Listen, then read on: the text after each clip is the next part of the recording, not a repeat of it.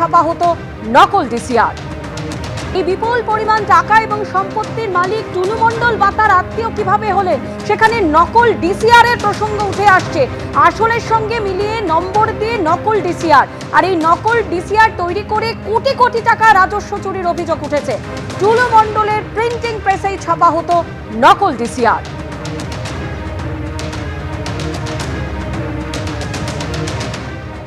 আসল ডিসিআর এর বদলে একেবারে নকল ডিসিআর তৈরি করে রাজস্ব ফাঁকি দেওয়ার অভিযোগ টুলু মণ্ডলের বিরুদ্ধে। আপনি টুলু মণ্ডলের সংস্থাতেই কাজ করতেন, তাই তো? হ্যাঁ, অবশ্যই। কি কাজ করতেন? ছাপাখানা। ছাপাখানা। টুলু মণ্ডলের ছাপাখানা। ছাপাখানা।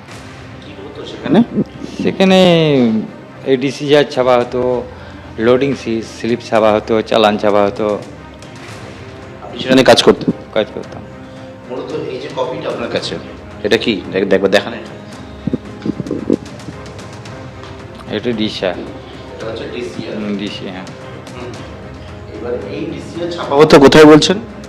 এইখানে পার্কিংয়ে। এই পার্কিং এ। সেখানে কি ছাপা হতো এখানে?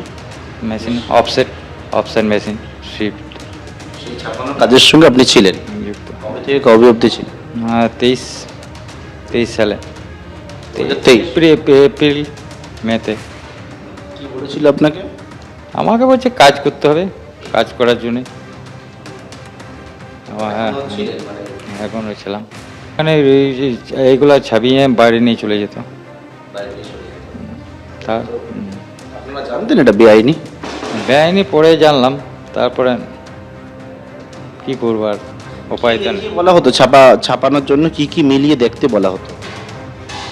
মিলিয়ে যেতে হতে অরিজিনালের যেমন কালার সেইভাবে, তারপরে এখানে নাম্বারিং হতো।